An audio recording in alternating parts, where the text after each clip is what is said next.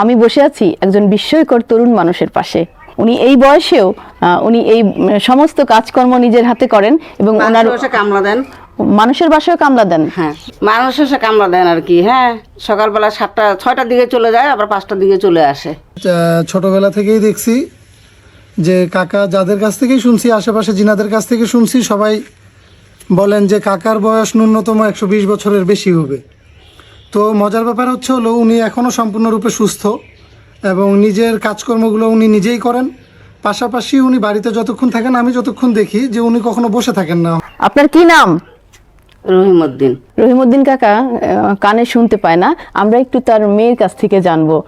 রহিমউদ্দিন কাকা কি কি করেন প্রতিদিন? উনি ভোরবেলা উঠে নামাজ পড়ে, মসজিদে যদি নামাজে যায় তাহলে সবার আগে যায়, আর যদি মসজিদে না যায় তাহলে 5টার দিকে নামাজ পড়ে ফেলে। নামাজ পড়ে 6টার মধ্যে চা খায়, কাজে বের হয়ে যায়, একবার 5টার দিকে আসে। কি কাজ করেন? মানুষের বাসায় কামলা দেয়, মনে করেন যে বাঁশ বেতের কাজ করে, তারপর ধান কাটতেও পারে, হাল মারতে পারে, সব কিছু কাজ করতে পারে। তরুণ বয়সের মানুষ যেই কাজ করতে পারে উনি এই বয়সে সে কাজ করতে পারে। রাগও বেশি। আচ্ছা, রাগও বেশি। কেমন? আসে অনেক চিল্লাপাল্লা করে, একটু সময়টা খাওয়া দাওয়ার ব্যতিক্রম হয়ে গেলে। আচ্ছা, মানে একটু নিয়মের বাইরে আপনারা গেলে তখন সে রাগ হয়ে যায়। খুব রাগ হয়ে যায় এবং মারতেও যায়। এত বয়স হয়েছে তাও। এখন আজকে বাসায় আছে বৃষ্টির জন্য, কাজে যায়নি। এই বয়সে উনি সব কাজ করতে পারেন, সবকিছু করতে পারে এবং টাইম মতো খাওয়া, গোসল, নামাজ সবকিছু করে। আচ্ছা, চোখেও দেখতে পারেন? হ্যাঁ চোখে দেখতে পারে, কিন্তু কানে শুনতে পায় না, কানের সমস্যা তো। এই যে কানে শুনতে পারে না, এর জন্য কি ওনার কাজে কর্মে কোনো সমস্যা হয়? ওই যে কাছে যায় বলতে হয়, আর না হলে জোরে কথা বলতে হয়। যার কথা বুঝতে পারে ওদের বাসা কাজে যায়, যাদের কথা বুঝতে পারে না ওদের বাসা কানে যায় না। কাকা, আপনার হাতে কি এটা? এটা এটা কি? এখান ওই যখন ভোট দিই না তখন 3 টাকা ভাঙা দিছে।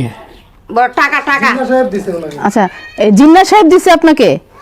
ঘর পর জ্বলে যায়, ঘর জ্বলে আগে নিয়েছিল তো ওর সমস্ত জ্বলে গেছে।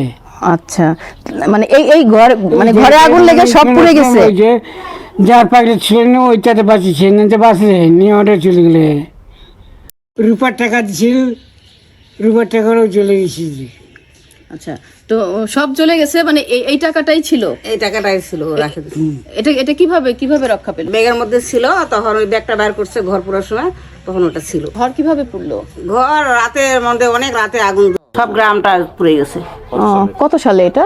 তাও তো 20-25 বছর আগে। আচ্ছা, আরো বেশি হবে। মানে সব জ্বলে গেছিল, এই টাকাটা ওনার মানি ব্যাগে ছিল? হ্যাঁ, উনি এই টাকাটা ব্যাগে ছিল আর কি। আচ্ছা, ব্যাগটা বের করে ফেলে দিছিল, তখন অনেক কাগজপত্র ছিল, তখন ওইটা বাঁচছে। আর বরাব্বা এলা হিস্ট্রি মেলা দিয়ে একটু শুনি। যখন দিনের পর আমার চাচা আর আমি আর আমার একটা বোন, ওই বসের মধ্যে আর কি, বোনটা মারা গেছে, চাচা চাচিয়া মারা গেছে। এই যখন জিনিসের পর সেলাইলে এক কেউ নেই, কিন্তু আমার গটের বংশ, আমার ভাই এক বাপের এক হাড়ি খানওয়ালা সেলাই, ইমার কোনো নিশা বার্তা নেই, ইমার কোনো জন্ম হয়নি, তা নেই ইমাক। তুই আগের যুদ্ধের কথা কবা পারবো? আগুদ্দা একটা যুদ্ধ হয়েছে 47। সেলা হিন্দুস্তান পাকিস্তান ছিনি, যে চিমেন সেটি যাও কোনো নেই। কাকা আসলে বলতে চাচ্ছেন যখন হিন্দুস্তান পাকিস্তান আলাদা করে কিছু ছিল না, উনি ওই সময়কার মানুষ। সামনে হচ্ছে হলো বাঁশের যে কাজগুলো, ওগুলো উনি নিজে করেন। এখানে আশেপাশে আমাদের যদি কারো বাঁশের নিখুঁত কাজের প্রয়োজন হয়, এই কাজের জন্য উনি খুব ভালো পারেন। এই বুড়ো বয়সে এসেও উনি ঘরের সিলিং, তারপরে নকশি টাইপের কিছু বাঁশের কাজ, যেগুলো উনি পারেন আর কেউ এলাকায় পারেন না। উনি এখনও মসজিদে গেলে ভোর 5টার দিকে মসজিদে গিয়ে নামাজ পড়েন, শুক্রবারে 11টার দিকে মসজিদে গিয়ে বসে থাকেন। বাকি টাইমগুলো পারতপক্ষে মসজিদে যাওয়ার চেষ্টা করেন। বাড়ির বাজারটা উনি নিজে ভ্যানে একা গিয়ে বাজার করেন, আবার ভ্যানে করে আসেন। ওনার সমস্যা একটা, উনি কানে শুধু কম শুনেন একটু, বাকি উনি চারপাশে সম্পূর্ণ সুস্থ তরুণ একজন মানুষ। তার সুস্থ থাকার পিছনে আমার যেটা মনে হয় আরেকটা কারণ হচ্ছে হলো যে আমরা এখানে যা খাই ম্যাক্সিমামই অর্গানিক খাবার খাই। উনি যেগুলো খায় ম্যাক্সিমাম দেখা গেছে যে আমাদের বাড়ির আশেপাশে 2টা লাউ গাছ লাগানো, ওই যে পেঁপে গাছ দেখতে পাচ্ছেন, ওই যে নিজের হাতে লাগানো সব ফ্যামিলির করে, এগুলোই বেশিরভাগ খান এবং উনি শাকসবজি বেশি খান। উনি কয় বেলা খান? 3 বেলা খেতে পারে, দিনে 3 বেলায় খেতে পারে, বাট পারতপক্ষে একটু কম খাওয়া দাওয়া করেন, উনি খুব বেশি আহার করেন না। সকালবেলা খায়, আর বাজার করতে গেলে কানে কম শুনে তো যদি বাজারের কথা একবার সে দুইবার বলতে যায় তাহলে সরাসরি মারতে চলে যায়। তোকে বাঘ ধরছিল কো বাবা, বাঘ নাম বাঘ ধরছিল দে, বাঘ কামড়াই ধরছিল দে তো, বাঘ এটা জঙ্গল বাঘ ছিল ধরছিল না, যে, বাঘ ধরছিল না, পুরপ্তি ধরছিল বাঘ ধরছিল তো, ওটা কথা খেয়াল আছে তোকে? বাঘ ধরছিল এটা কথা তোর খেয়াল আছে? তোর যে বাঘ ধুইছিল না, বাঘ ধুইছিল রে, মাথার কামড়া বাঘ, ওটা শুনবা আছে। বাঘ ধুইছিল না, বাঘ থামেন বাঘের ছবি দেখাই দিছেন এখানে। বাঘ ধুইছিল না, বাঘ কামড়া দিছিল না, বাঘ বাসবাতি কামড়াইছিল না, বাঘ হ্যাঁ শুনবা আছে। কেমন করে কামড়াইছিল ওটা শুনবা আছে।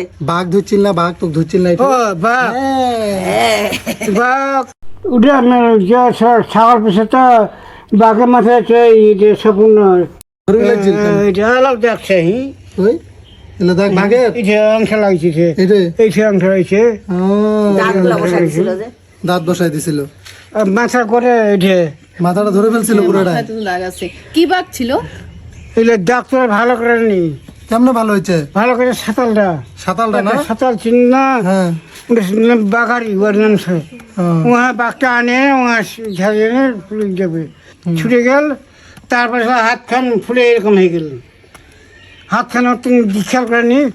পরে সবার খবর দিলে সবাই ঝাবা দিল, সব এই খমির করে আটলার যেমন খমির করি না, খমির করে খালি ঘুরে আসে পর করে চুল গিয়েছে। সবাই বিশ্বাস হয়েছে বাঘের চুল। আচ্ছা, বিষয়টা হচ্ছে উনি যখন বয়সে অনেক তরুণ ছিলেন তখন ওনাকে একবার বাঘে কামড়েছিল এখানে। আমাদের এখানে এক সময় অনেক জঙ্গল ছিল, এখানে বাঘের চলাচল ছিল। সেই বাঘ ওনার মাথায় কামড়ে দিয়েছিল। উনি বাঘে কামড়ানোর পরে যে ক্ষত হয়ে গিয়েছিল সেটার গল্প শোনাচ্ছেন মূলত। তার মাথায় এবং হাতে কামড়েছিল, যেগুলোর কিছু কিছু দাগ এখনো আছে। ওনাকে তরুণ সময়ে একবার বাঘে ধরেছিল, তখন সাঁওতালরা ওনার চিকিৎসা করে ওনাকে সুস্থ করে। উনি সেই গল্পটি আমাদেরকে বলছিলেন। ওনার সুস্থ থাকার কারণ নিয়ম করে চলেন, কাজ করেন এই বয়সেও, এবং নিজের হাতে লাগানো সবজি সবকিছু উনি খান। আর এই কারণেই হয়তো উনি বেশি সুস্থ আছেন। উনি এখনো চোখে দেখেন। আমরা একজন চিরতরুণের দেখা পেলাম তেঁতুলিয়ায় এসে।